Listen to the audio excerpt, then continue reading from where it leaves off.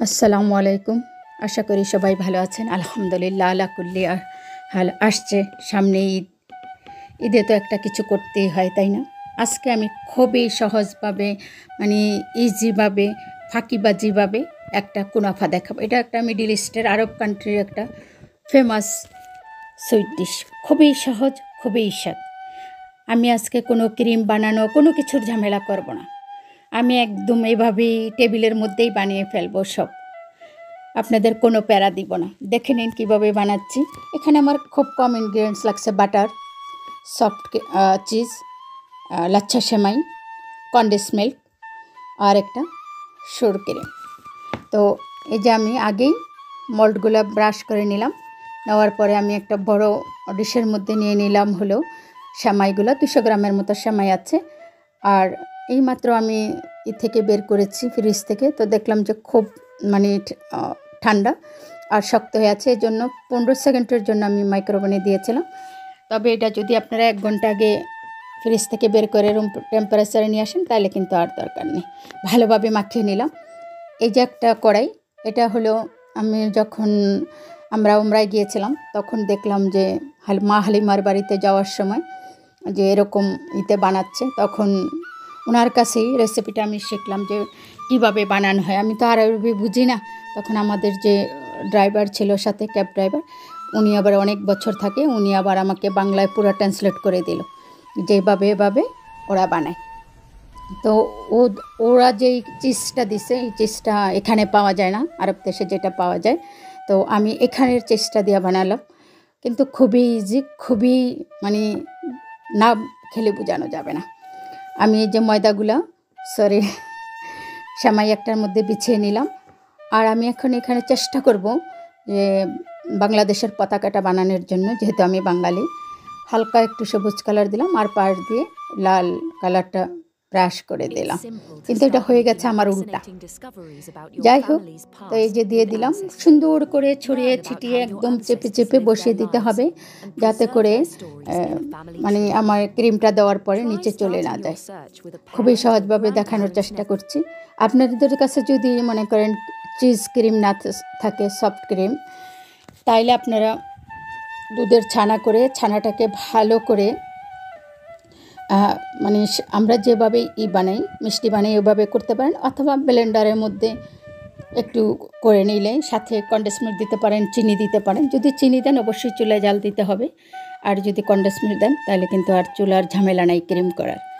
মানে যত ফাঁকিবাজ আছে, ফাঁকিবাজিভাবে এই জিনিসটা আমি আপনাদের দেখাচ্ছি। আমি ওখানে 250 গ্রাম দিয়েছি, আর এখান থেকে আমি অর্ধেকটা দিয়ে দিব।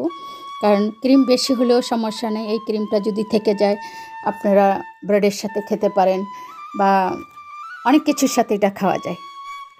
মানে বসে বসে এভাবে খাওয়া যায়, তবে না খাওয়াই ভালো, যেহেতু এটা একটা খুব রিচ খাবার হয়ে যায়।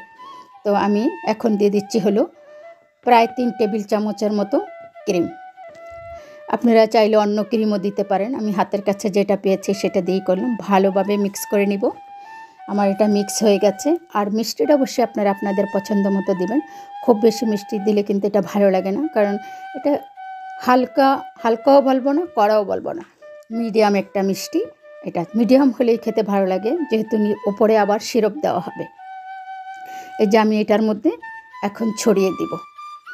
এটা আমি একটু হারি আপ করে ফেললাম, এই জন্য এখনই যদি আমি আধা ঘন্টা রেখে দিই এরকম ক্রিমটা বানিয়ে, তখন কিন্তু বসে যাবে ক্রিমটা, মনে হবে এত মানে নরম না, একটু সেট হইতে সময় দিতে হয়। আমার হাতে সময় নেই, আমি এক বাসায় বেড়াতে যাব, আমি এটা নিয়ে যাব। তো সেজন্য আমি মনে করেন যে তাড়াহুড়ো করছি। এই যে দেখেন প্রায় 10 মিনিটে কিন্তু অনেকখানি সেট হয়ে গিয়েছে। ক্রিম কতখানি মোটা দিবেন এটা আপনাদের যার যার পার্সোনাল ব্যাপার। তবে অতিরিক্ত মোটা দিলে আবার পাট দিয়ে বের হয়ে যাবে। এই যে আমার হয়ে গেল দেওয়া।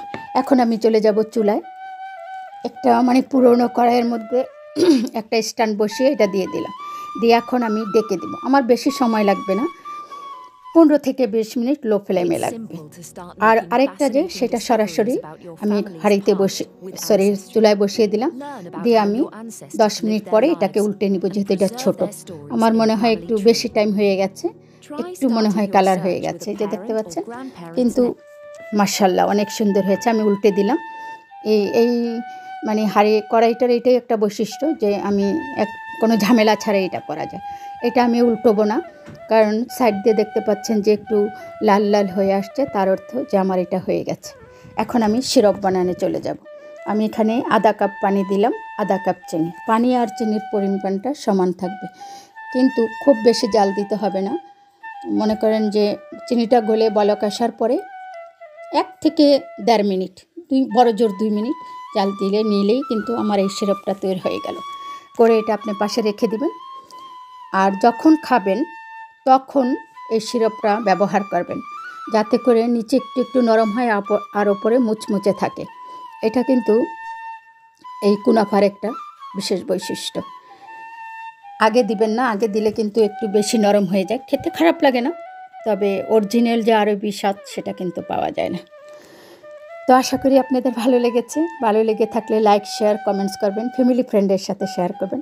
অবশ্যই অবশ্যই অবশ্যই বানাবেন, মানে খেয়ে আমাকে জানাবেন যে কেমন হলো। এই যে আমি চুলা বন্ধ করে দিয়েছি, আমি যতক্ষণ পর মন চায় আসবো, সেটাকে আমি বের করব, কোনো সমস্যা নেই, যেহেতু আমার চুলা বন্ধ।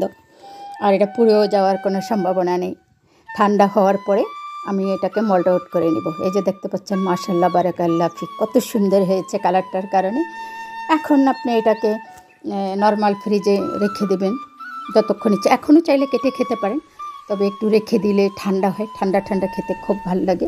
ঠান্ডাটার একরকম স্বাদ, গরমটার আর একরকম স্বাদ, দুরকমই অনেক মজা। এই যে দেখতে পাচ্ছেন ক্রিমে ভরপুর। তো অবশ্যই আপনাদের ভালো লেগেছে, এতে কোনো সন্দেহ নেই। আমার জন্য দোয়া করবেন, আমাকে সাপোর্ট করবেন। ঈদে বেশি বেশি করে কুনাফা করে খাবেন, তবে অবশ্যই সময়টা খুব চিকন নিতে চেষ্টা করবেন। মোটা সময় দেওয়া ভালো হয় না।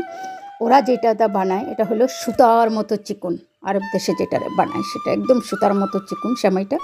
এটাকে কুনাফা সেমাই বা কুনাফা বলে। তো কেমন হলো দেখছেন তো, এটা একটু পুড়ে গেছে, কারণ আমার ভুলের কারণে আমি একটু কাজে ব্যস্ত ছিলাম সেজন্য। তো এই যে এখন আমি এটা খাবো, এই জন্য এই যে গরম সিরাপটা আমি ঢেলে দিলাম। তো এখন খাচ্ছি, দোয়া করবেন। আসসালামু আলাইকুম রহমতুল্লাহ।